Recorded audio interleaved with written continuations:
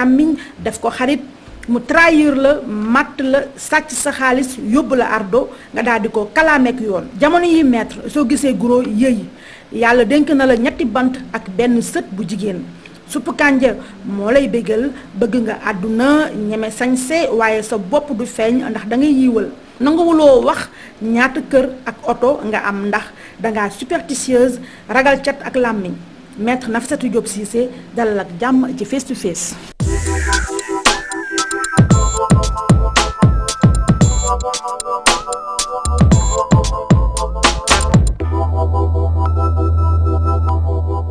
En dehors du travail bi ñu lié ñun ñëpp ak moom côté social daf ko fonk bëri na fi turandoo ci bureau bi loolu wane na ko firndeel na ko côté social fonk na ko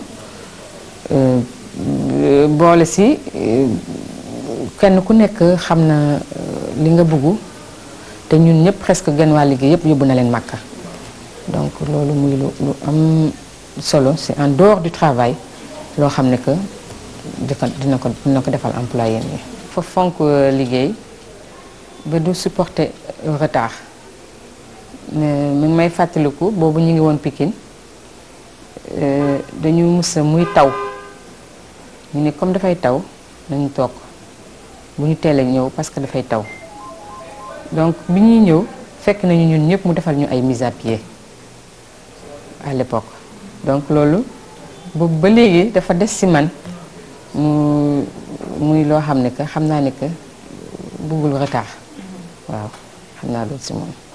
dama bëgg nit ku gëm yàlla te dafa c'est une bonne croyante dafa gëm suñu borom bi ba nga xam ne loolu moom may gën a kii ci moom alors bëggul non seulement problème yi nga xam ne amoon na ko ci liggéeyukaayam mais daf ñu ci wan daf ñu ci jàngal lu bari matam ni nga xam ne loolu la gëm ci suñu borom ba pare ak gëm gi mu xam bàyyi ne bu fi nekkul dinañ liggéey bi normal te noonu lañ ko defee ba yàlla defal ñu ci sutura alors gëm gi mu ci am daal moom ma gën a frappé ci moom dama gis ci moom vraiment une dame généreuse ci liggéeyam alors généreuse ci lépp c'est-à-dire quand je dis généreuse mooy que dans le cadre du travail tout le monde respecte son travail ñëpp dañu fonk li ñuy def ci xol bu leer ak xol bu rafet que mu ngi fii ak mu ñàkk fi nekk vraiment ñun ñëpp ñu gis ko tam je fais partie des dernières yi nga xam ne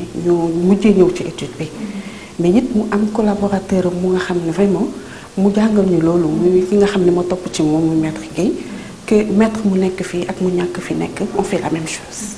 ñu ngi fiy jàng en tant que liggéey mais ñu ngi fiy jàng en tant que nit en tant que patronne en tant que maman et tout sincèrement.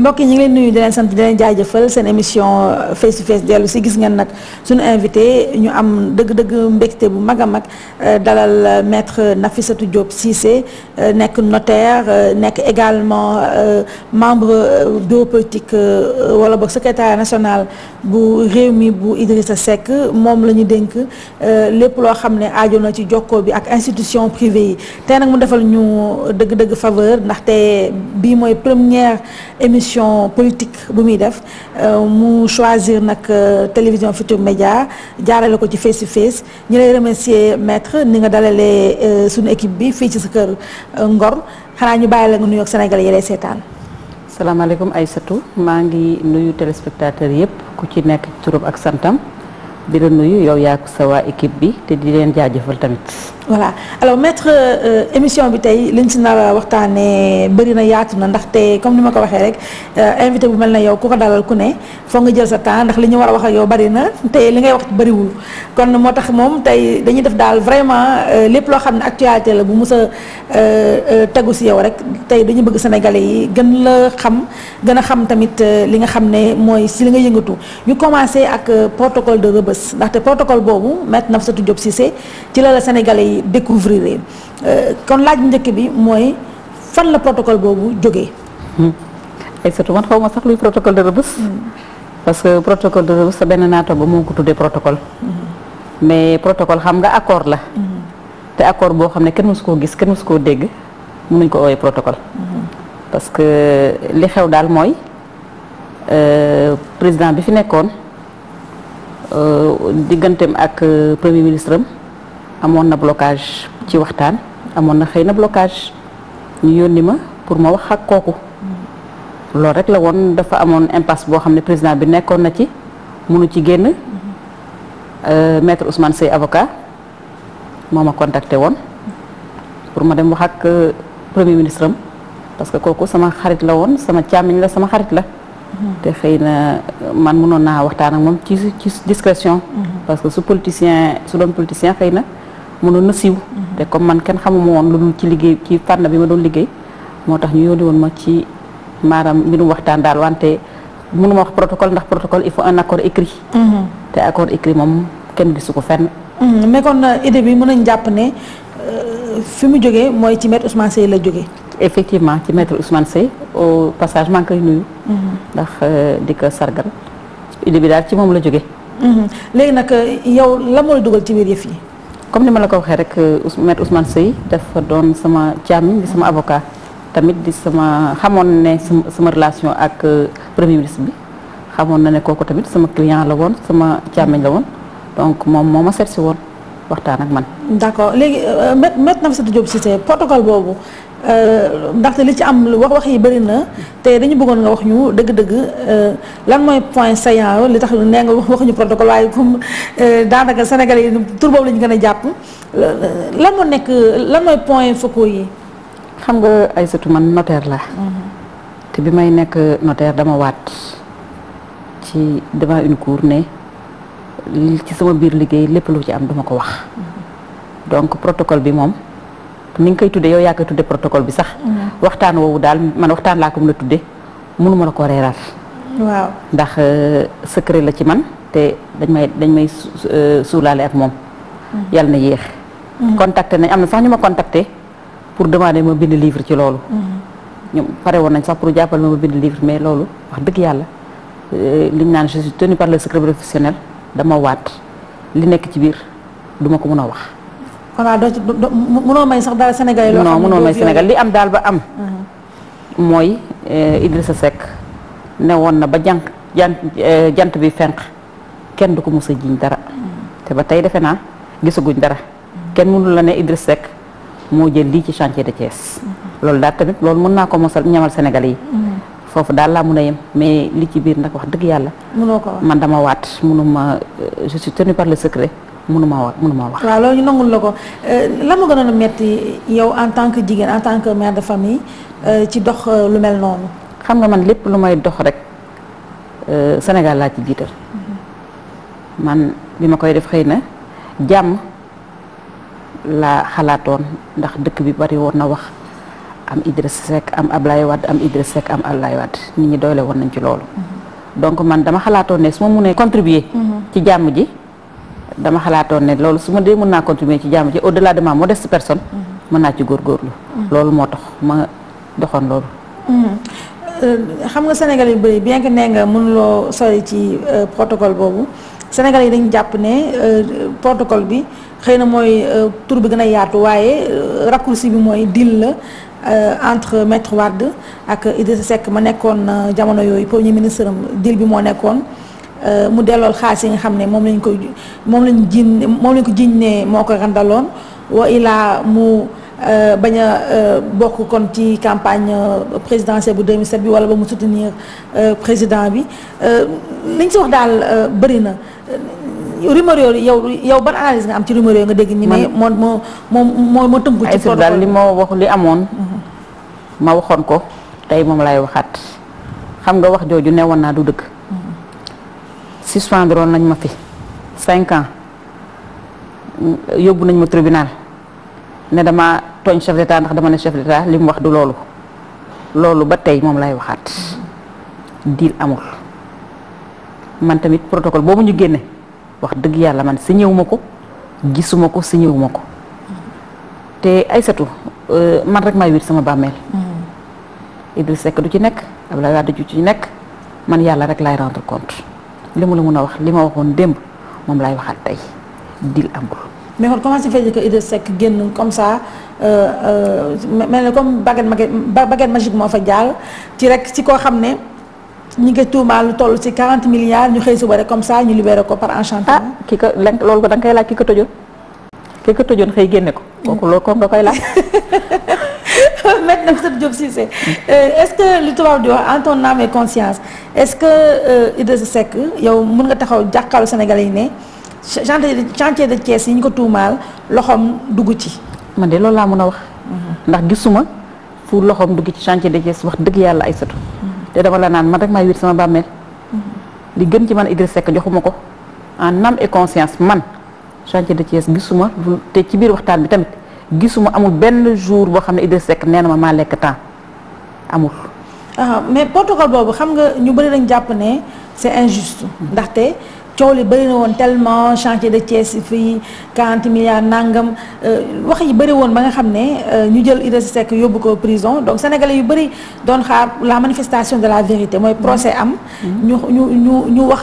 kan mooy coupable ak kan mooy victime bi te au final ça a fait pchit dara amu ci loolu tamit sénégalais yi mere nañ si trop yéen ñi nga xam ne yéen acteurs yi suñu mere tooñ ñu xam nga kan la ñu waroon mere Abdoulaye Wade mi jël Idriss Seck tëj ko xam nga bi mu koy tëj dafa ne atteinte à la sûreté de l'État ci loolu la ko jël tëj ko mu jegi nee na atteinte à la sûreté de l'État amatul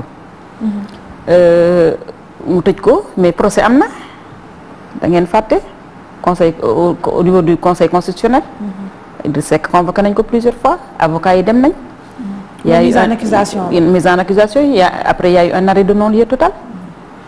kon nag mais ça a été trop simple quand même vraiment loolu daal mettre daal sa réponse doy na waar. mais la justice est indépendante. je pense la justice est indépendante.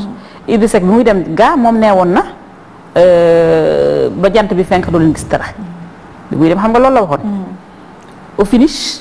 y a eu un arrêt de non-lieu total Aïssatou mbaa da nga bëgg wax ne avocat magistrat yi jubuñ. doy na waar arrêt bi daal magistrat yi 40. xajam na daal xam naa déedéet loolu ñu ma ko ndax man samay kilifa lañ. xajam na daal y a eu un arrêt de non-lieu total. waaw mais xam nga même maître. je pense que dans ce pays la justice est indépendante. waaw bon on le croit aussi. oui bien que nag boobu tamit doy na waar. doy na waar moi vraiment moi je fais confiance à la justice de mon pays. mais maître est-ce que au final. non-lieu boobu ça n'a pas paradoxalement est-ce que non-lieu boobu est-ce que ça a rendu service à Idriss Seck bi ñu xoolee ne depuis lors image am dafa brouillé ci bëru sénégalais yi. parce que dañ koy jàppee loo xam nga loo bëggul gis doo ko gis. loo ko bëggul dégg doo ko dégg. parce que defoon nañ ci boppu sénégalais yi ne Idriss Seck jël na ay milliards. kenn mënu donc am na sénégalais yoo xam ne ba tey loolu moo nekk seen bopp. mais Idriss Seck c'est bien pour lui parce que won na ay doomam won na ay njabootam won na ay militants am ne man defuma dara donc les gens dañu fàtte arrêt bi mais lan ngeen bëgg mu def ñoom ñi ko jiiñoon ñoo ko setal justice bi setal ko Ablaye Wade ci boppam soo fàttali ko moo dem télévision ne ko dan maa jaxase noo ko yow mais xamoon naa ne defoo dara mais nag ñi bëgg a forcer ne Idriss Seck def na kenn mënu leen dara.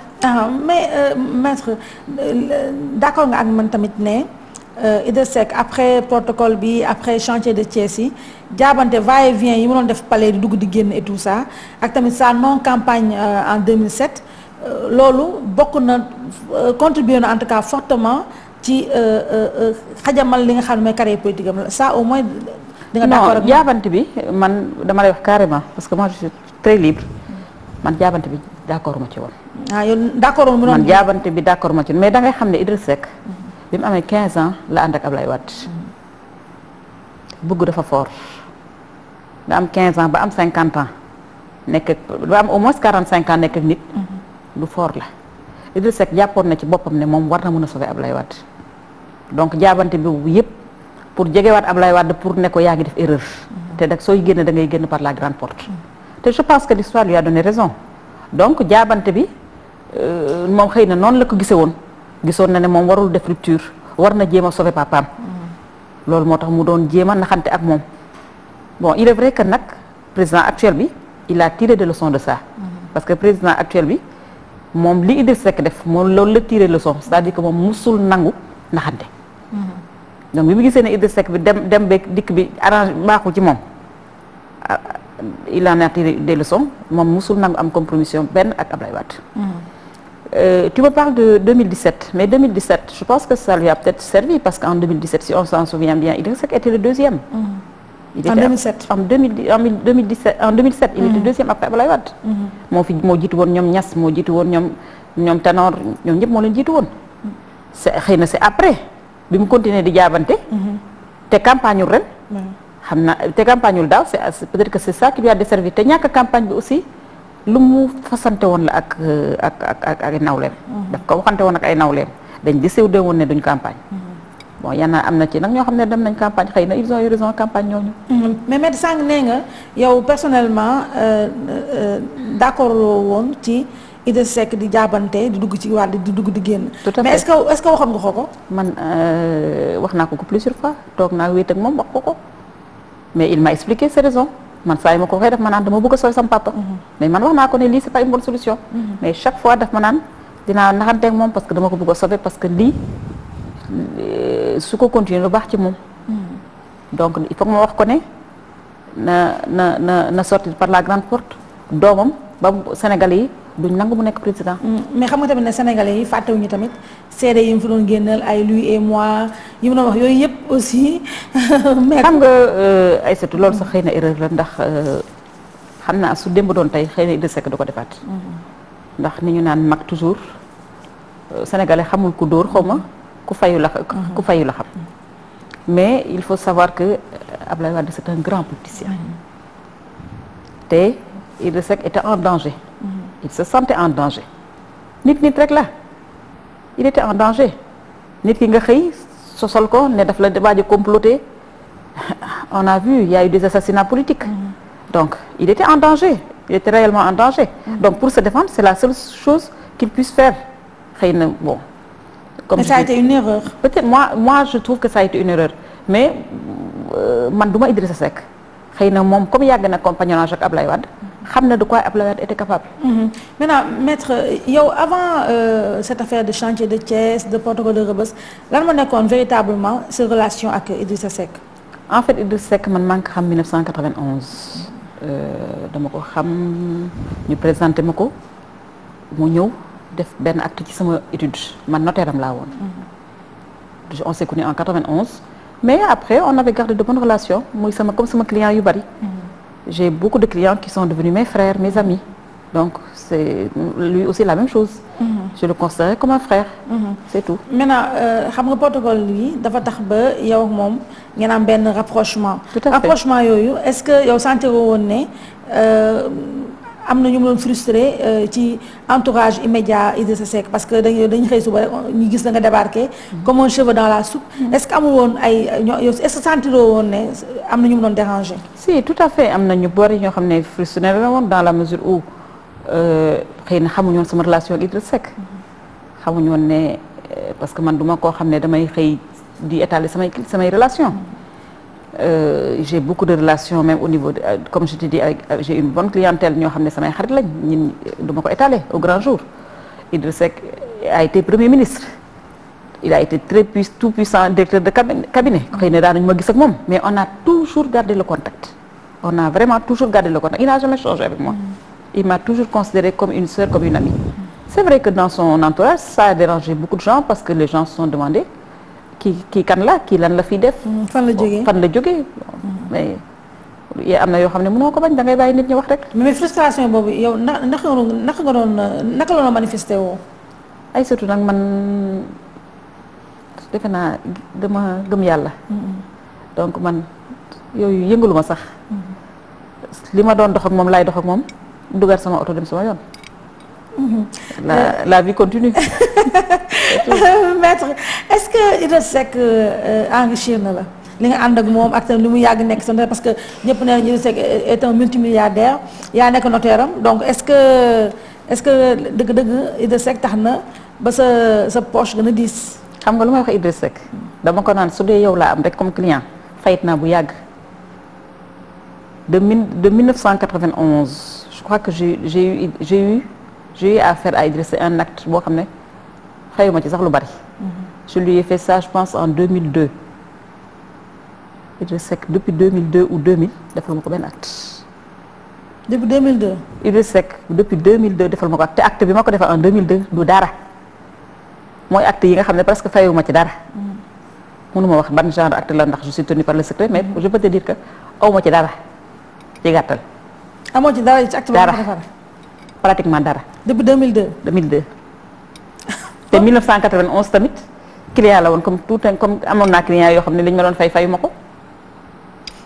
mais kon yow protocole bi finalement ak exposition bi mu la indil et tout ça yow lan nga mën a wax ne tey indil na la ko médiatisation à outrance boobu nga xam ne. non indil na ma médiatisation à outrance boo xam ne xëy na sax arrangé wu ma mais quelquefois mun naa la wax ne enrichir wu ma ci xaalis mais enrichir na ma ci ay relations par exemple bi ma nekk ci problème Idrissa Seck yi tous les gens qui sont proches du pouvoir ils avaient peur de moi.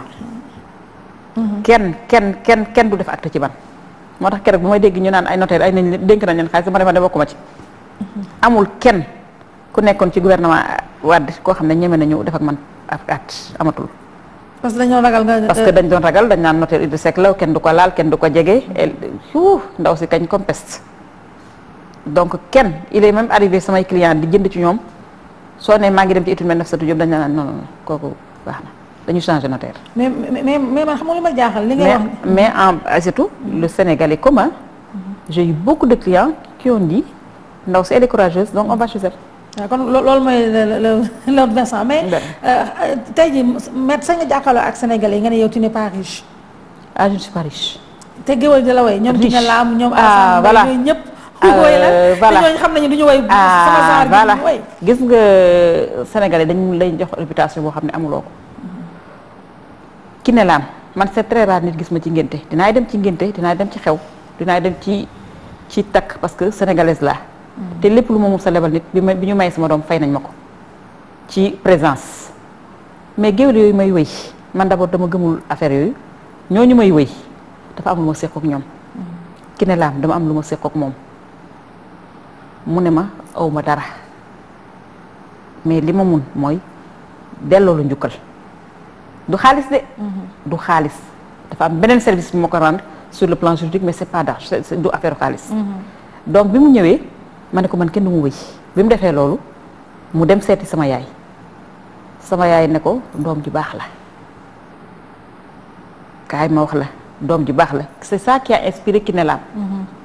Kiné moo tax Kiné Lam ne sa yaay ma yónni ci yow. mais du affaire xaalis. Alsane Mbaye kooku. C'est mon fils c'est mon petit frère c'est mon tout kooku Aïssatou su ma la waxee fi ma jaar moom sax damay jooy. wax ma ko. parce que dama liggéeyul. ñu bari daw sama kër kenn ñëwatul ci man. Aïssatou kooku dafa ñëw di fréquenter sama kër di ma dénk xaalis. tey je vais le dire à la télé ñëpp xam ko. di ma dénk xaalis naan ma cet argent là j'en ai besoin dans 2-3 ans. soxlaaguma ko dafa am projet bu ma soxla dans 2-3 ans nga defal ma ko. moi j'ai pas compris. ndeke c'était une manière de m'aider. et un jour sama doom mu ne ma may maman est-ce que xam nga ni kii xaalis bi mu lay dénk en fait daf lay dimbali. ma ne ko looy wax nii mu ne ma xaalis bi daf la ne kañ la koy soxla ma ne ko non il a dit qu'il en a besoin dans 2-3 ans naa ko garder dans 2-3 ans mu ne c'est une façon de t'aider parce qu'il sait que tu ne travailles plus. et quand je lui ai posé la question il a pleuré toutes les larmes de son corps. kon kooku am na wóllëre. nit ku baax la. donc kooku loolu lañ seqoo ma ak moom. mais du man may jël xaalis di ko pasare di may ay géwél di dem ci ay xawaare. man dama am ay mbokk yu sonn. pourtant li may def ci jumaa yi duñ ko wax. mais nag Sénégal moom. mooy loolu dañ lay dëkkal foo dëkku rek tous les jours. mais sànq Maître yaa ngi rappelé benn épisode donc mais dama bëgg a revenir si. nee nga amoon na ay temps liggéeyuloo ba Alassane Mbaye mii moo la ci génnee. moment yooyu yan moment la. mooy moment bi ñu ma suspendre. est-ce que dafa 5 ans yi toggoo ko. togguma 5 ans yi. toog nga ñaata at. togg mais bi coow bi commencé rek ñu bari ñëwatuñ. heureusement yàlla li muy def. suspension bi yàggul matul 1 an peut-être ay 5-6 mois mais liggéey ma woon def ma woon dara j'étais à la maison donc wéeru yëpp ci yàlla donc ñëpp ñu daan ñëw suma kër gisatuma ci kenn. gisatoo kenn le vendredi dama tàmmoon di y avait beaucoup de gens à la maison mais du jour au lendemain les gens ont disparu mais sant ko yàlla rek ndax yàlla bés lay woon daf lay moom boppam bés bu nekk nga sant yàlla rek loolu nga sant ko yàlla rek. yow du jour au lendemain sa kër kenn ñëwatu fa. kenn gisatuma kenn. sa cabinet. sama cabinet donc je ne travaillais pas. en fait ma toog naa 6 mois il y a des gens dans mon personnel qui ont été fidèles. mais il y a des gens aussi qui en ont profité pour voler. ah pour voler. oui tout à fait. sa cabinet. oui. donc finalement mën nañu wax ne li nga perdre bëri na. waaw j'ai beaucoup perdu mais sant yàlla j'ai gagné en expérience.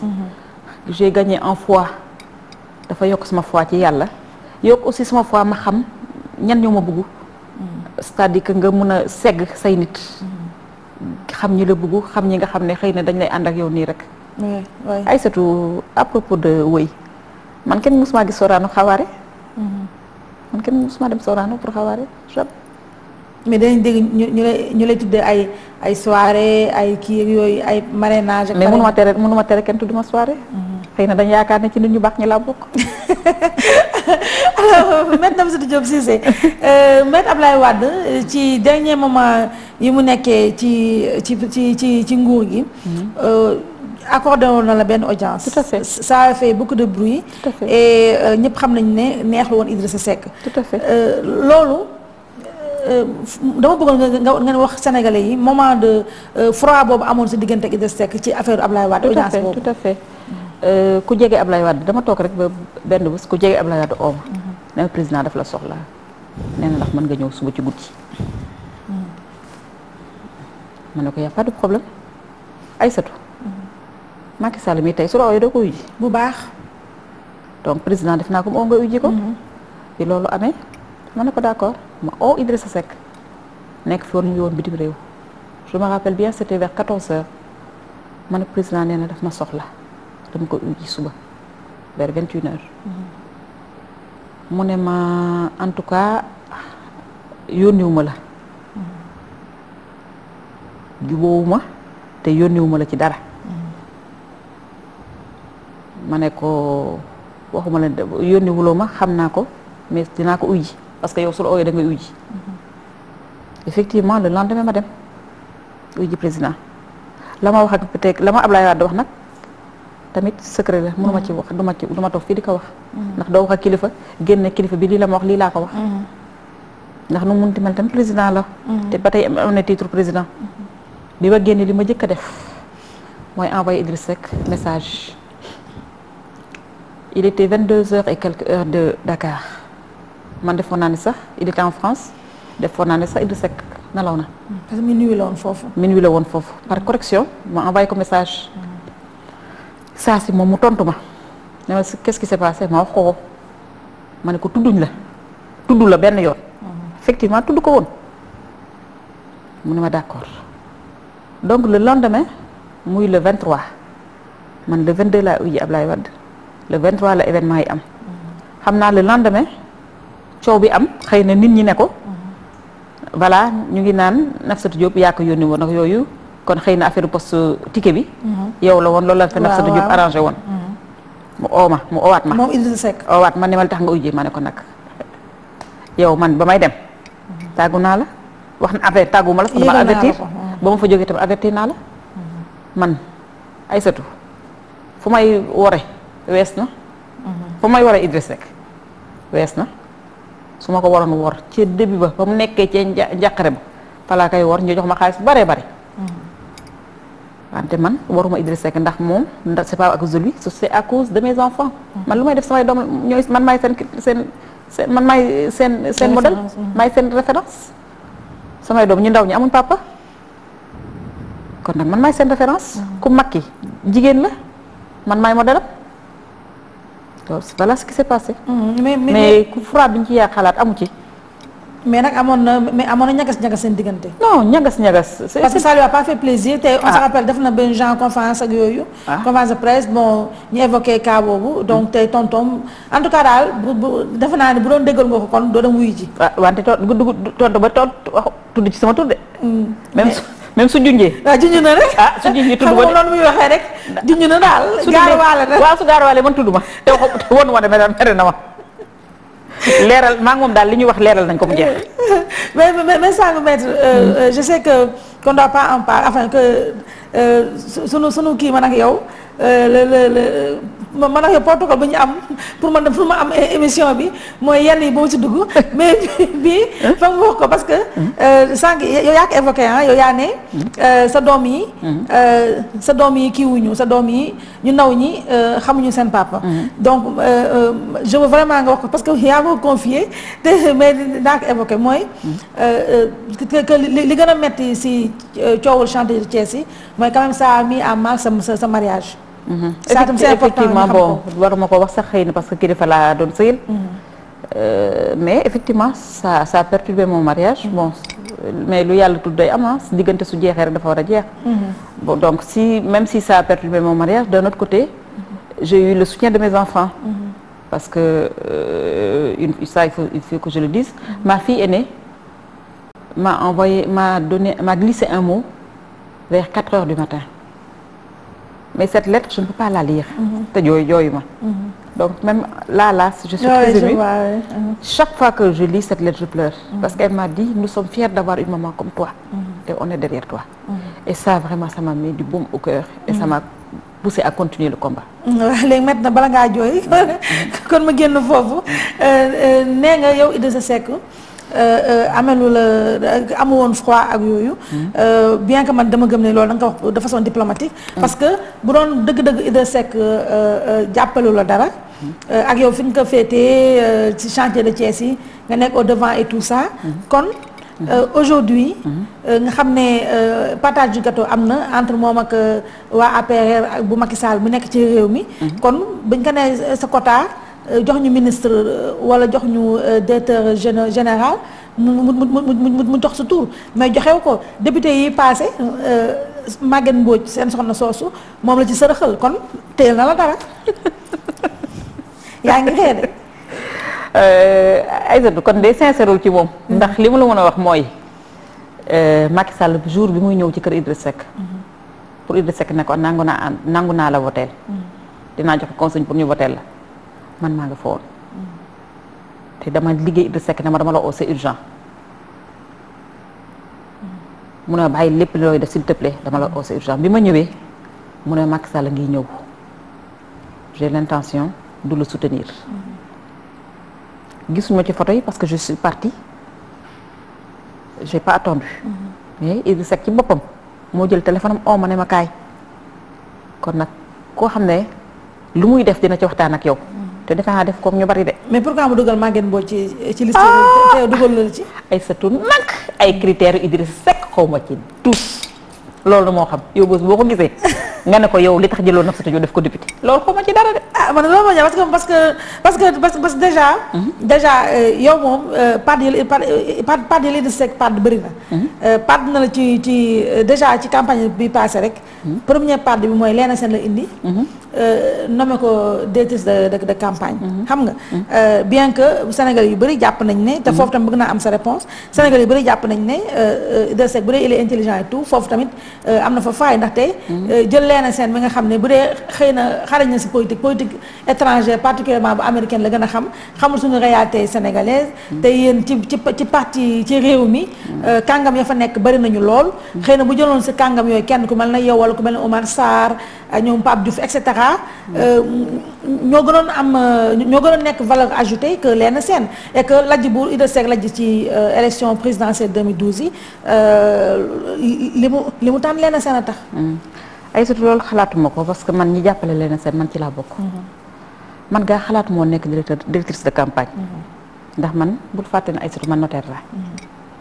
mënuma abandonner sama cabinet pendant 1 mois naan maa ngay campagne. te d'ailleurs sax awma expérience politique boobu. man yàgguma commencé politique. 1 an avant les élections ci laa soog a commencé politique waaw donc man xalaatuma woon nekk directrice de campagne. leader Seck bi mu jël leen seen wax dëgg yàlla waxtaan na ci ak man. ñi ko ci encouragé man ci laa bokk. parce que li tax ma encouragé ko dama ko ne jigéen la ça va faire un signal aux femmes jeune la on fera un signal aux jeunes elle est de la diaspora on fera un signal à la diaspora man loolu wax naa ko mais maintenant en prenant du recul c'est vrai directrice de campagne je crois que c'est quelqu'un qui doit avoir de l'expérience sur le plan politique. Donc mais campagne bi duma ko campagne bi duma ko mere parce que Idrissa Seck campagneul. Idrissa Seck n'a pas fait de campagne donc Léna Sène n'a pas eu le temps de dérouler son programme. Ça moom il faut le reconnaître ça. Mais quand même Léna Sène là on est d'accord Léna Sène ça a été une erreur ci Idrissa Seck mu jël ko def ko directrice de campagne. Non je pense que directeur de campagne personnellement il faut que mu am ko am expérience politique. Exactement et que tamit mais kon yoo comprendre nga frustration yi nga xam ne créé na ko ci. Tout à fait ça je comprends. Parce que xam nga ñu bëri dañu jàpp tamit ne. mais frustration yi man bokkuma ci frustré wu ma. directeur de campagne moom frustré wu ma. Parce que notaire nga tamit comme ni nga waxee. amoo ci expérience non je ne voulais même pas être directrice de campagne je n'ai pas l'expérience. Mais tamit toujours pour rester ci Léna Sène. xam nga am na ñu ne Idrissa Seck moom dafay fanwaate. xam nga Léna Sène def na stage xaw ma 1 mois xaw ma 2 jours xaw ma 3 jours. nga bëgg affaire anglais affaire américaine. affaire américain yooyu ñodd bi xam nga ñodd kaana. affaire kaana yooyu xam nga et puis que dëgg rafet na elle est pas comme moi donc macha allah na moom Léna et tout nice na nangam sangam yooyu. et que Idrissa Seck li nga gën a dugal cet aspect fan là xam nga que daal que Léna Sène atout charme la woon plus que une valeur ajoutée. Ah non je pense affaire rafet nag xam naa xanaa dama xalaat ne Idrissa Seck dépassé na ay affaire rafet. mais li ma xalaat mooy c'est vrai qu'il a une profonde admiration pour l'intelligence Idrissa Seck ku mu xalaat ne dafa intelligent dafa lay fan. loolu ak américain yi ak affaire du kaanaak yooyu xëy na comme nañ ñu dégguñu anglais muy noonu. déggoo anglais. non man francophone la muy noonu.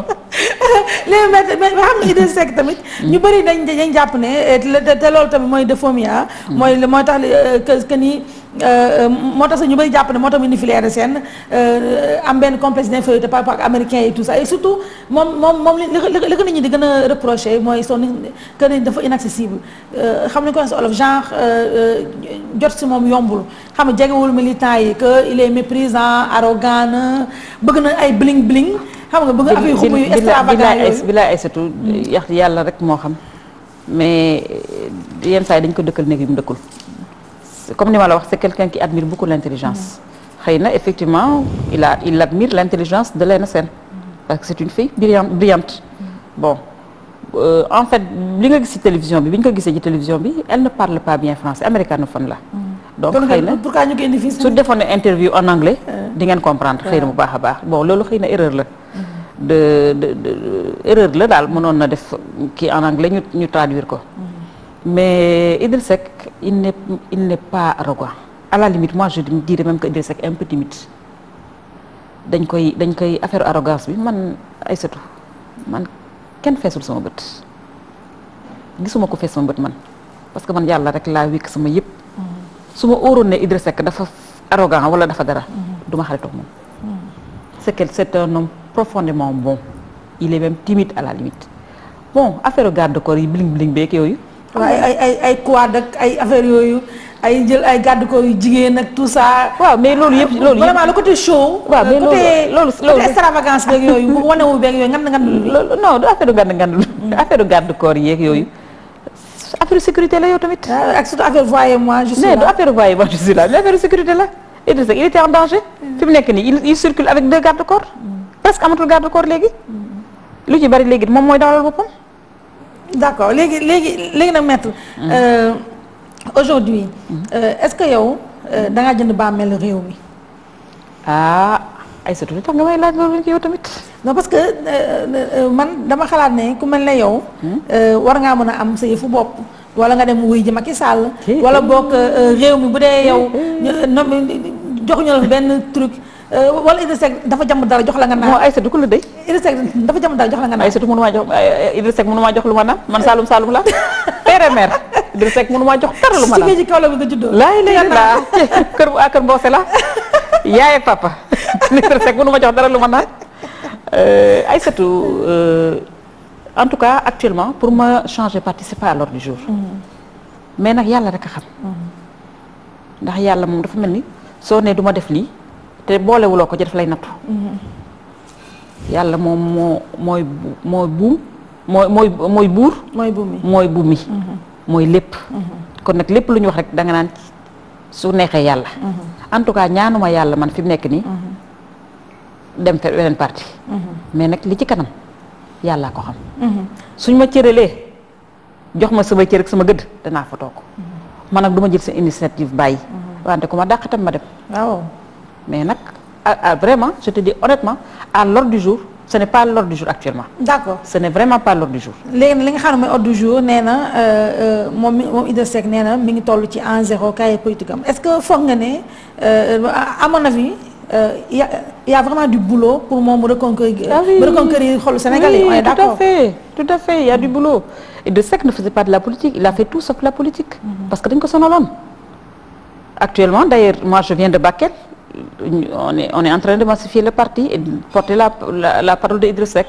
pour won nit ñi ne dina ñëw. waaw mais man fi may waxee sax mooy Idrissa Seck yow sa xalaat met na fi lan la war a def ba sénégalais yi ba crédibilité bu mu perdre ak tam sénégalais yi ni ñu ko ñàkkee wóolu foog ne du que ni ku gaaw a trahir la il n'est pas loyal et tout ça ak yooyu yëpp crédibilité bi nga xam ne perdre na ko naka fan lay jaar ba sénégalais yi dugalaat ko seen biir xol. ak crédibilité bi de Aïssatou nag Ablaye Wade rek moo bëggal dugal lool ci bopp Sénégal yi. Ablaye Wade moo ko sosal dëkkal ko ci ay néeg yu mu dëkkul créel ko wante xam nga ne. mu nangu ko tamit moom police consentante la. police ak gendarmerie yëpp luñ ku Ablaye Wade teg police gendarmerie lépp ci kaw ni benn nit. c'était la bête à abattre. mais dégg naa ko mu naan attaque mystique dëgg la wala dama sóob noonu rek. attaque mystique amoon na. li tax ñu sànni woon ay affaire ci këram attaque mystique amoon na di yow tamit. voilà alors man Nafissatou Diop Sy dafa tey yow yaa avocat wu Idrissa Seck léegi nag ñu ñëw sunu rubrique. Aïssatou. du ma avocat Idrissa Seck de. lanam na. jigéen wala la du ma avocat kenn. du ma avocat kenn li ma lay wax lu ma xalaat la. waaw mais du ma avocat de. d'accord léegi nag ñu introduire suñu rubrique question ki nga xam ne mooy intervenir tey mooy l'honorable député Marie-Thérèse Aïda Seck moom député la mi ngi ci Alliance pour la République donc moom moo lay poser question maître teewlu ko.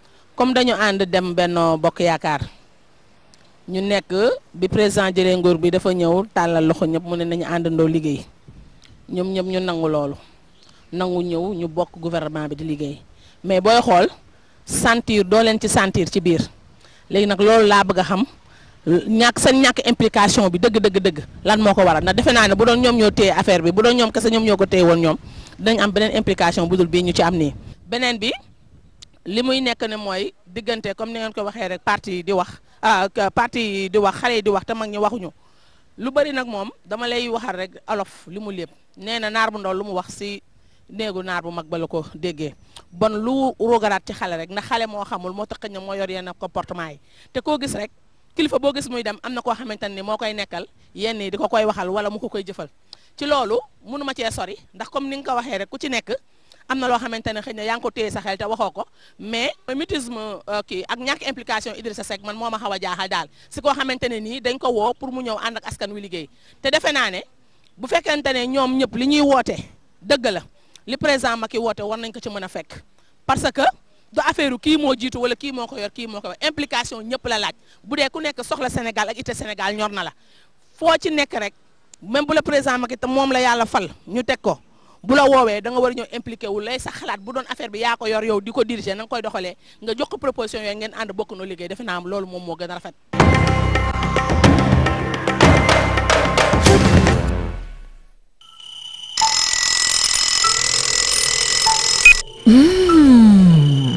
waxtu yii ma gën a taamu bokk na ci bu may waajal ak defar sama café Valéa café bi gën ci café yi gaaw a seey far lool xeeñ lu neex te cafkam amul feneen Valéa mooy café bi gën ci tàmbali sa bés ak cawarte gu mat sëkk.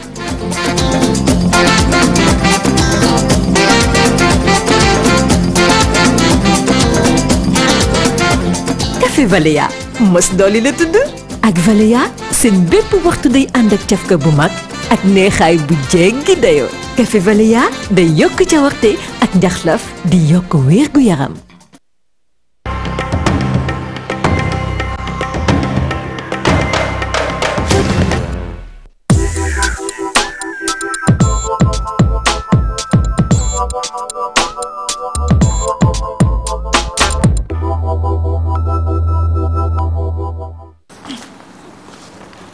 merci Aïssatou maa ngi gërëm honorable député bi.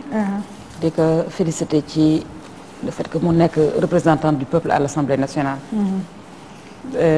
defe naa question bi ma jëkk a posé mooy implication Idriss Seck. man je ne comprends pas lu muy tuddee par non implication de Idriss Seck.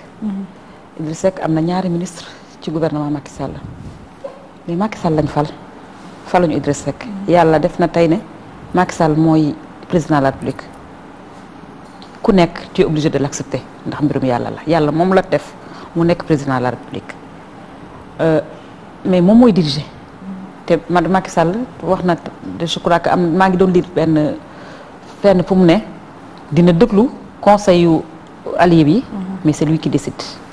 Idriss Seck jox na ko ñaari ministre mais ce que Idriss Seck avait dit c'était très clair daf koy bàyyi mu liggéey du ko déranger daf koy bàyyi mu liggéey dina ko su ko laajee ay ressources humaines dina ko jox mais moom personnellement du nekk. mais moi je pense que député bi honorable député Marie-Thérèse li mu bëgg a wax mooy Idriss Seck mutisme moom ci défendre peut-être le président Macky Sall ci yenn attaques yi et tout et puis gis nga fan yi seen guerre bi yéen waa APR waa réew mi parce que réew mi fi mu ne nii dafa mel ne opposant la daal ci nekk ci biir benn bokk yaakaar ba tey looloo jaaxal gars yi. mais défendre ko du cërëb toog di jël rajo bi di défendre Idriss Seck di défendre Macky Sall du cëru Idriss Seck attaques yi yenn attaques yi en fait je pense qu'il y a eu mal donné ay surtout communiqué 30 janvier bi dara nekku ci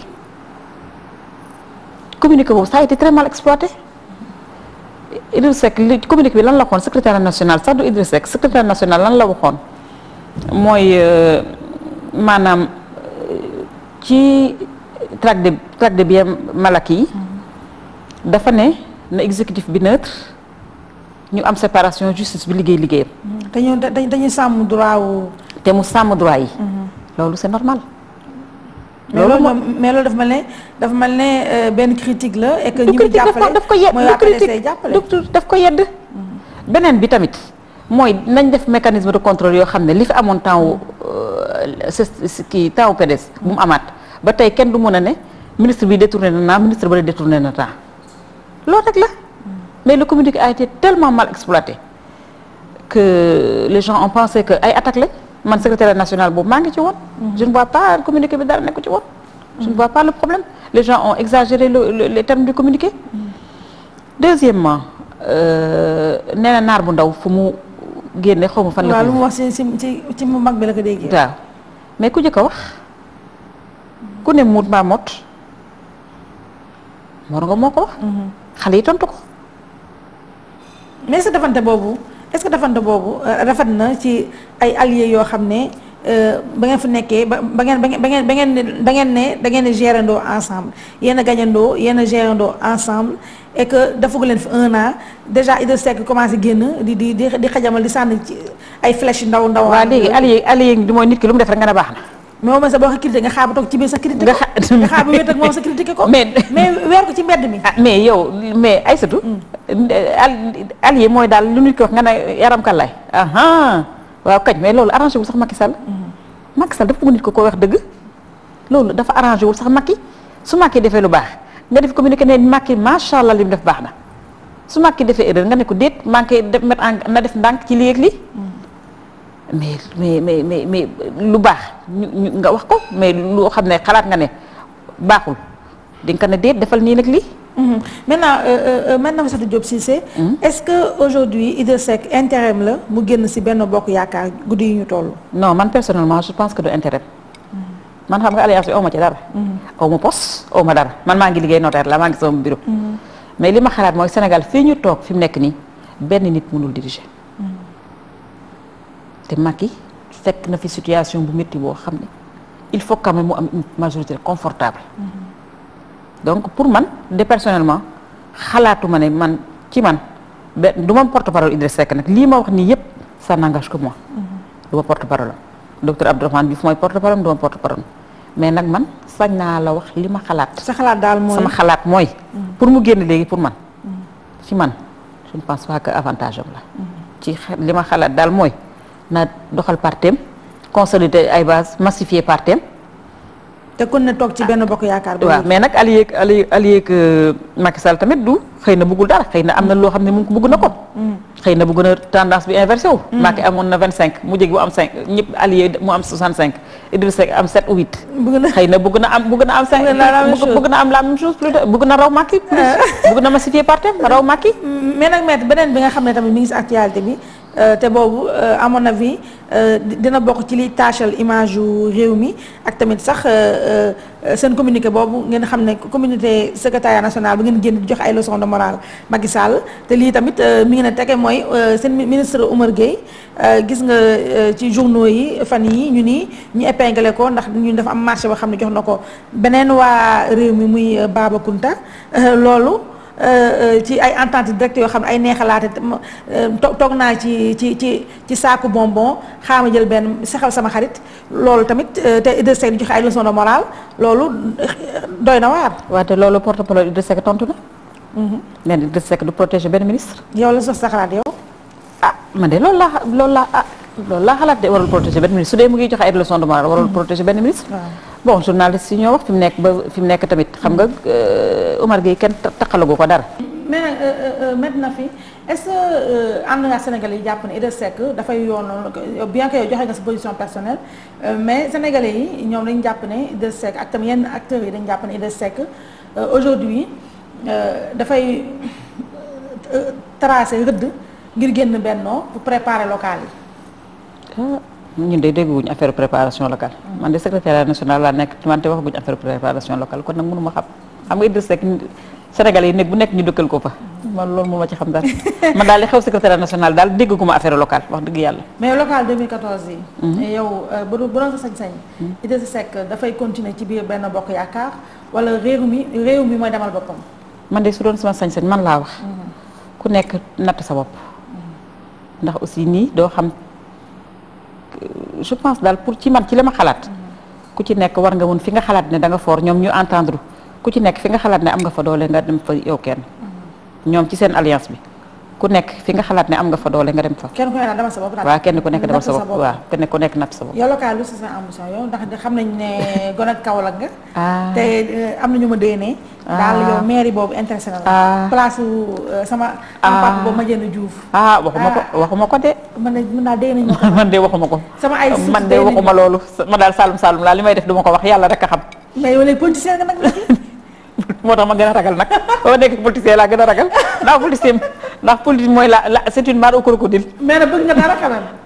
man daal maa ngi bokk rek ay sut man daal maa ngi politique rek di jàpp sama njàmbur ba ca kanam. mais yow naka ngay politique na fi est-ce que parce que dama ne yow est-ce que da nga organiser ay meeting xam nga yow novice nga ci bagage yi. non du ma organiser ay meeting nag ndax politique dem di ote di organiser ay meeting xaalis bu bari la. te man aw ma xaalis njàmbur laay gérer. wante am naa samay am di jàmm ñu may waxal jëm leen convaincre par les idées pour le moment.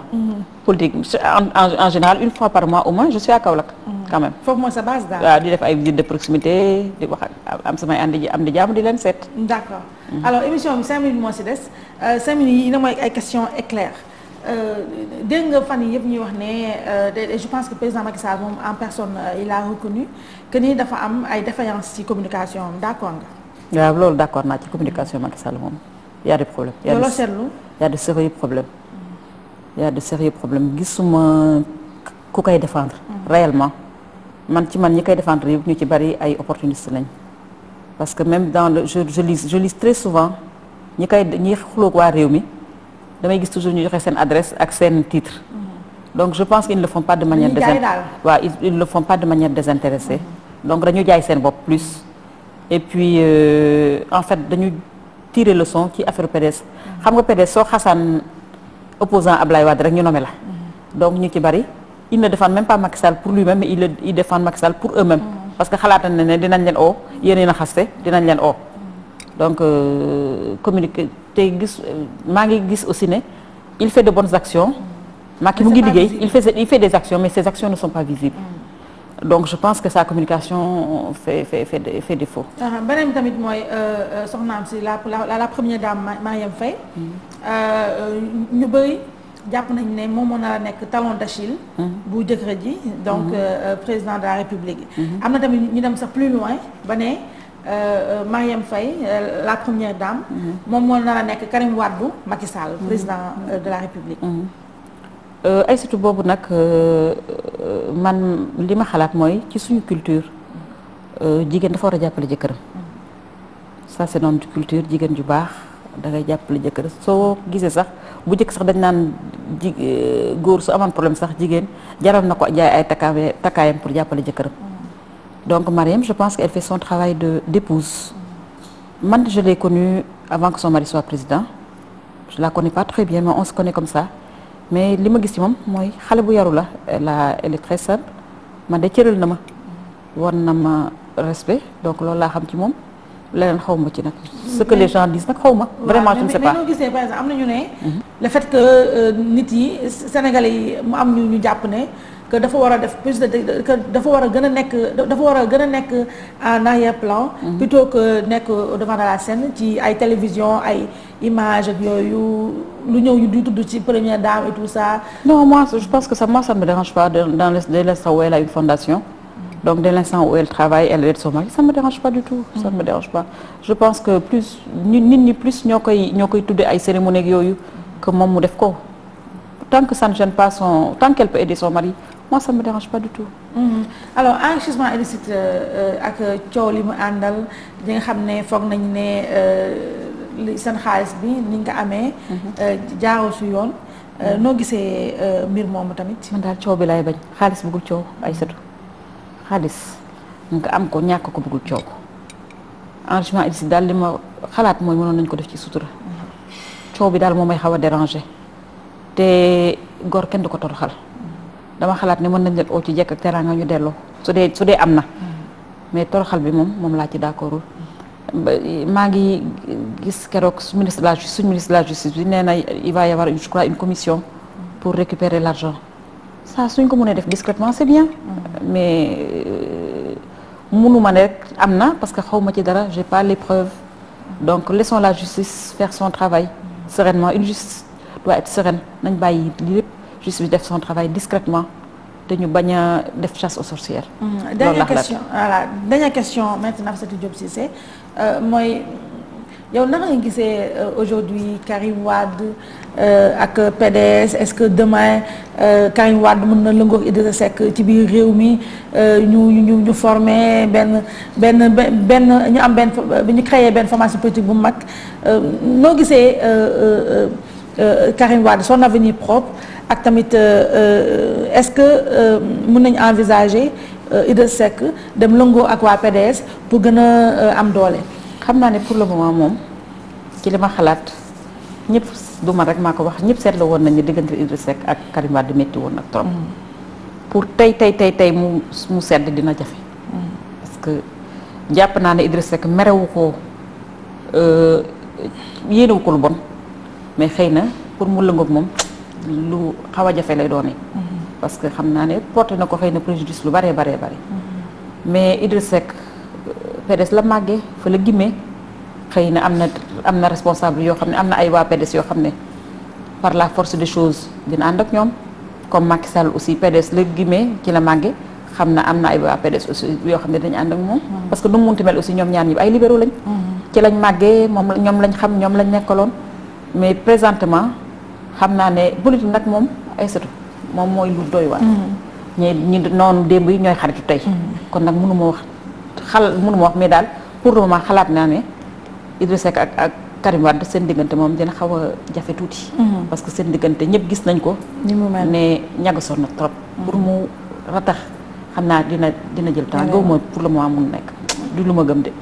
alors madame Nafissatou Diop Cissé notaire ci tamit ci membre secrétariat national bu réew mi bu Idrissa Seck yow yaa yore lépp lu aajo si jokkoo ak institution privée yi ñu bàyyi sa émission jeex na ñu bàyyi la nga tàggatoo ak sénégalais yi. merci beaucoup Aïssatou maa ngi leen di gërëmaat encore une fois di gërëm sénégalais yi yëpp di ñaan dëkk bi jàmm am fi. ndax jàmm ci la lépp xaj yow Aïssatou maa ngi lay ñaanal goro ma yàlla may la jëkkër ju baax. amiin ma am goro boo xam ne ñun ñëpp àtte nañu. amiin sa caméraman yi tamit ñi nga àndal. Jatu Ndiaye jatu defe naa moom maa ngi koy ñaanal goro. waaw alaaj Misando sama doom bu góor bi maa ngi koy ñaanal jàmm ñoo nekkoon màkk maa ngi koy ñaanal jàmm ak Adja Diallo ci montage ak Adja Diallo ñoom ñëpp maa ngi leen di ñaanal. yal na leen yàlla lafal cat. yal na ngeen nekk mag. te li ngeen bëgg yéen a ko xam. loo xam ne xaw ma ko yal na leen ko yàlla defal. wasalaam. voilà donc maître ñu ngi lay jaajëfal di la nuyu ci di la remercier vraiment ci ni ñu dalalee sa biir kër kon seen émission face to face jeex na may remercier rek sama partenaires yi ci coiffure bi ak musóor bi sama mag ju baax jooju Fatlaye Kena. borom complexe social Mamel aviation adresse bi mi ngi jaar si suuf ñoom Binet ñoom Koddu ñoom may mun a ñoom ñëpp ñoo génn fii ci xale yi bii nag bii loo ci wax. rafet macha allah bii tey maa ngi yow ñu defante. macha allah non yaa ma dàqale tey yaa ma dàqale. fii nag moom du fenn fu dul belle fille il faut ma yóbbu la fa. macha allah rafet na waaw belle fille style madame Diagne Oulay moo génn fii ci collection 2013 bi xale yi dem leen fa gis ngeen lu mu def sama nopp yi. lii may gagaa macha allah lii la mayee donc moo nekk foofu nag belle fille style mi ngi foofu ci Liberté 6 Camp Pénal en face grande porte prison jigéen ñi adresse bi mi ngi jaar la ci suuf donc ñi koy remercier di remercier daal képp koo xam ne jàpp nga ci émission bi yéen nag mbokk yi ñu leen di jaajëfal di leen jox daje beneen dimanche beneen numéro face to face ci TFM ba tey à la même heure merci et au revoir.